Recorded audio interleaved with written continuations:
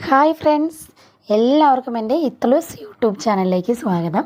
ഞാനിന്ന് കാണിക്കാൻ പോകുന്നൊരു സ്പെഷ്യൽ ചിക്കൻ കറിയാണ്. അപ്പോൾ എല്ലാവരും അത് ആസ്വദിച്ച് കാണണം, ആസ്വദിച്ച് ഉണ്ടാക്കണം.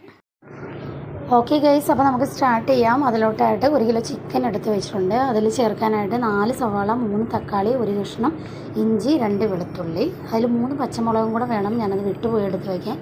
അപ്പോൾ ഇത്രയും സാധനങ്ങൾ നമുക്ക് റെഡിയാക്കാം. സവാള ചെറുതായി സ്ലൈസ് ചെയ്തൊരു പാത്രത്തിലോട്ട് മാറ്റി വെച്ചിട്ടുണ്ട്. അത് സൈഡിലോട്ടായിട്ട് ഇഞ്ചി വെളുത്തുള്ളി പേസ്റ്റ് മാറ്റി വെച്ചിട്ടുണ്ട്. പിന്നെ തക്കാളി മിക്സിയുടെ ജാറിൽ എടുത്ത് വെച്ചിട്ടുണ്ട്. ഞാൻ ഡയറക്റ്റ് ചേർക്കാറില്ല, അതിന് ടൈം എടുക്കുന്നുണ്ട്. മിക്സിയിലിട്ട് അതൊന്ന് ക്രഷ് ചെയ്തിട്ടാണ് ഞാൻ ചിക്കനിലത് ചേർക്കാറ്.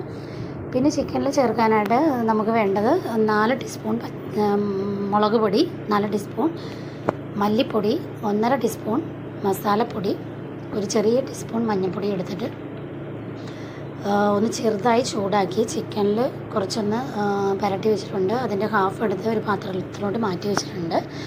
അപ്പോൾ ഈ മസാലപ്പൊടി എങ്ങനെയാണ് ഉണ്ടാക്കുന്നത് എന്നുള്ളത് ഞാൻ വഴിയൊന്ന് പറഞ്ഞുതരാം. അപ്പോൾ നമുക്ക് ചിക്കൻ റെഡിയാക്കാനായിട്ട് നമ്മുടെ പാത്രം നന്നായി ചൂടായി വന്നിട്ടുണ്ട്. അപ്പോൾ അതിലോട്ട് നമുക്ക് വെളിച്ചെണ്ണ ആഡ് ചെയ്ത് കൊടുക്കാം. ഞാൻ നോൺ വെജ് കറി ഉണ്ടാക്കുമ്പോൾ കൂടുതലായിട്ട് പ്രിഫർ ചെയ്യുന്നത് വെളിച്ചെണ്ണയാണ് കേട്ടോ. അപ്പോൾ വെളിച്ചെണ്ണ ഒരു ഇച്ചിരി അധികം ചേർത്ത് കൊടുക്കുക, സാധാരണ കറിയിലേക്കാളും കൂടുതലായിട്ട്. സവാളയൊക്കെ ഒന്ന് നന്നായി വഴറ്റിയെടുക്കാൻ വേണ്ടിയാണ്. എന്നിട്ട് അതിലോട്ട് നമുക്ക് മാറ്റി വെച്ചിരിക്കുന്ന ഇഞ്ചി വെളുത്തുള്ളി പേസ്റ്റ് ഒന്ന് ആഡ് ചെയ്ത് കൊടുക്കുന്നുണ്ട്.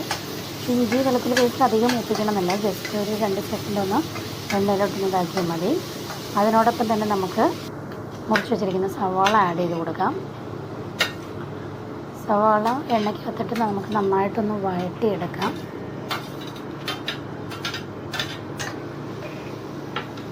സവാള നന്നായി വഴറ്റിയെടുക്കാനായിട്ട് ഞാൻ ഇപ്പോഴും ഒരു കറികളിൽ ഒരു ലേശം ഉപ്പ് ആഡ് ചെയ്യാറുണ്ട്, കൂടുതൽ സമയം എടുക്കാതിരിക്കാൻ വേണ്ടിയാണ്. അപ്പോൾ ഇതാകുമ്പോൾ പെട്ടെന്ന് വഴന്ന് വരുന്നതായിട്ട് എനിക്ക് ഫീൽ ചെയ്യാറുണ്ട് കേട്ടോ. അതുകൊണ്ട് നമുക്കൊന്ന് ഉപ്പൊക്കെ ഇട്ടൊന്ന് നമുക്ക് അടച്ച് വയ്ക്കാം വെറുതെ. അപ്പോൾ നമുക്ക് കണ്ടിന്യൂസ് ആയിട്ട് ഇളക്കേണ്ട ആവശ്യം വരുന്നില്ല.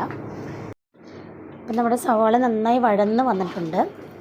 അപ്പം നമുക്ക് ഈ ഒരു പരുവത്തിലോട്ട് മാറ്റിയെടുത്താൽ മതിയാവും കേട്ടോ. ഇതിനേക്കാളും നന്നായി മൂപ്പിക്കണമെന്നില്ല. അങ്ങനെയാണെങ്കിൽ ഒന്ന് ചിലപ്പോൾ കരിഞ്ഞൊരു ടേസ്റ്റ് വരാനുള്ള സാധ്യതയുണ്ട്. അപ്പോൾ ഈ ഒരു പരുവത്തിലാക്കി എടുത്താൽ മതി. അതിനുശേഷം നമുക്കിതിലോട്ട് നമ്മൾ നേരത്തെ മാറ്റി വെച്ചിരിക്കുന്ന മുളക് പൊടി ആഡ് ചെയ്ത് കൊടുക്കാം.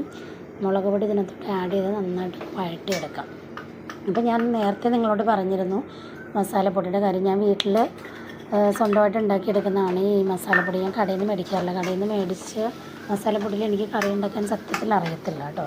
അപ്പോൾ ഞാൻ മസാലപ്പൊടി ഉണ്ടാക്കിയെടുക്കുന്നത് എങ്ങനെയാണെന്ന് വെച്ചിട്ടുണ്ടെങ്കിൽ അതിൽ 50 ഗ്രാം കുരുമുളക്, എല്ലാം ഈ പെരുംജീരകം 100 ഗ്രാം എടുക്കും, മറ്റുള്ള സാധനങ്ങളെല്ലാം 50 ഗ്രാം എടുക്കും. അതായത് കുരുമുളക്, ഏലക്ക, പട്ട, ഗ്രാമ്പൂ, ഈ 4 സാധനങ്ങളാണ് 50 ഗ്രാം വീതം എടുക്കും. പിന്നെ പെരുംജീരകം 100 ഗ്രാം എടുക്കും. ഇങ്ങനെ ചേർത്തിട്ടുള്ള മസാലപ്പൊടിയാണ് ജസ്റ്റ് ഒന്ന് ചൂടാക്കി പൊടിച്ച് വെച്ചിരിക്കുന്നതാണ് ഈ കുപ്പിയിൽ. ഇത് നമുക്ക് ഇതിനകത്തോട്ടൊരു 1.5 ടീസ്പൂൺ ചേർത്ത് കൊടുക്കാം കേട്ടോ. ഞാൻ ടീസ്പൂണാണ് കൂടുതൽ യൂസ് ചെയ്യാറ്, ടേബിൾ സ്പൂൺ യൂസ് ചെയ്യാറില്ല. അപ്പോൾ ഇതൊന്ന് നന്നായിട്ടൊന്ന് മൂപ്പിച്ചെടുക്കാം. നമുക്കൊന്ന് ജസ്റ്റ് ഒന്ന് അടച്ച് വെച്ചേക്കാം.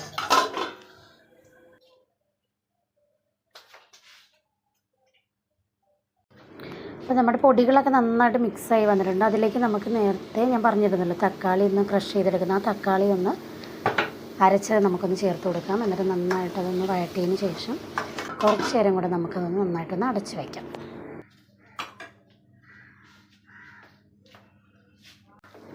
അപ്പം നമ്മുടെ തക്കാളിയൊക്കെ ഒന്ന് നന്നായിട്ട് മിക്സായി വന്നിട്ടുണ്ട് കേട്ടോ. നന്നായിട്ടൊന്ന് ആ ഒരു പച്ചമണമൊക്കെ ഒന്ന് മാറിയിട്ടുണ്ട്.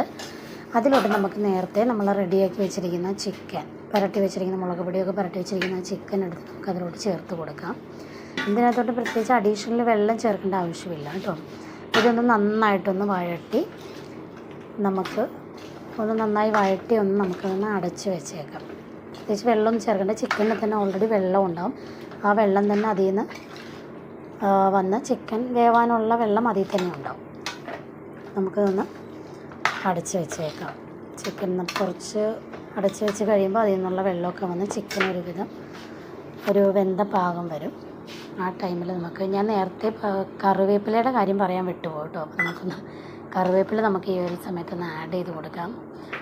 ഞാനതൊന്ന് പറയാൻ വന്നാൽ നമ്മൾ ആ സവാള ഇടുന്ന സമയത്ത് തന്നെ കറിവേപ്പിലയും കൂടെ നമുക്കിടാം കേട്ടോ. അപ്പോൾ ഇതൊക്കെ ഒന്ന് നന്നായിട്ടൊന്ന് വെന്ത് വരുന്നവരെ നമുക്കൊന്നത് അടച്ച് വെച്ചേക്കാം.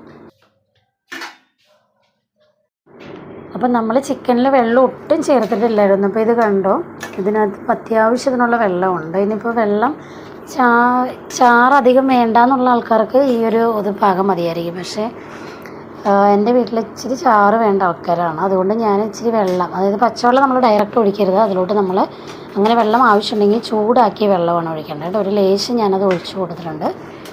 അപ്പോൾ വെള്ളം ഒന്ന് ചെറുതായിട്ട് ഒരു ചാറിന് വേണ്ടിയാണ് കേട്ടോ, അല്ലാതെ അതിൻ്റെ ആവശ്യമില്ലെങ്കിൽ വെള്ളം പ്രത്യേകിച്ച് ഒഴിക്കേണ്ട കാര്യമില്ല. നമുക്ക് ഇച്ചിരി ഒന്ന് അടച്ച് വെച്ച് അതൊന്ന് വേവിക്കാം. അതിനുശേഷം എൻ്റെ ഒരു സ്പെഷ്യൽ ഐറ്റം ഉണ്ട്, ഞാൻ ചിക്കൻ കറിയിൽ ചേർക്കുന്നതാണ്.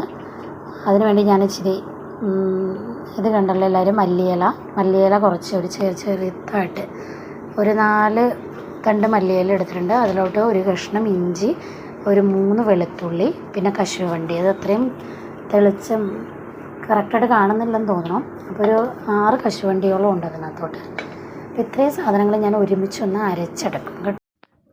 അപ്പോൾ ഇത് നന്നായിട്ട് വെന്ത് വന്നിട്ടുണ്ട് ചിക്കൻ. നമ്മൾ നേരത്തെ അരച്ച് വെച്ചിരിക്കുന്ന മല്ലിയില, ഇഞ്ചി, വെളുത്തുള്ളി, കശുവണ്ടി, പിന്നെ ഒരു പച്ചമുളകും കൂടി ചേർക്കുന്നുണ്ട്. അതിൻ്റെ കാര്യം പറയാൻ വിട്ടുപോയി.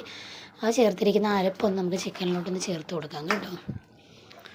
അരപ്പൊന്ന് ചിക്കനിലോട്ട് ചേർത്ത് കൊടുത്ത് ഒന്ന് നന്നായിട്ട് ഇളക്കിയതിന് ശേഷം, പിന്നെ ഇത് ഒരുപാട് വേവിക്കണമെന്നില്ല, ഒരു 2-3 തിള, ഒരു 2 സെക്കൻഡ് ഒന്ന് അടച്ച് വെച്ചതിന് ശേഷം നമുക്കത് ഗ്യാസ് ഓഫ് ചെയ്യാം. നമ്മളതൊന്ന് ജസ്റ്റ് ഒന്ന് ഇളക്കി അതൊന്ന് അടച്ച് വെച്ചേക്കാം. അപ്പോൾ ചിക്കൻ കറി നമ്മുടെ ലാസ്റ്റ് സ്റ്റേജിലോട്ടായിരിക്കുകയാണ്. നമ്മുടെ ചിക്കൻ കറി ഇവിടെ റെഡി ആയിട്ടുണ്ട്. അപ്പോൾ എല്ലാവർക്കും ഇഷ്ടപ്പെട്ടെന്ന് വിശ്വസിക്കുന്നു. അപ്പോൾ ഇതാരും ട്രൈ ചെയ്യാൻ മറക്കരുത്. അടിപൊളി ഐറ്റമാണ്. ചപ്പാത്തിയുടെ കൂടെ, ചോറിൻ്റെ കൂടെ, എന്തിൻ്റെ കൂടെ നമുക്ക് കഴിക്കാം. ഓക്കെ ഗായ്സ്, അപ്പോൾ എല്ലാവർക്കും വീഡിയോ ഇഷ്ടപ്പെട്ടെങ്കിൽ ലൈക്ക് ചെയ്യുക, ഷെയർ ചെയ്യുക, സബ്സ്ക്രൈബ് ചെയ്യുക. പുതിയൊരു വീഡിയോ ആയിട്ട് വരുന്നവരെ എല്ലാവർക്കും ബൈ.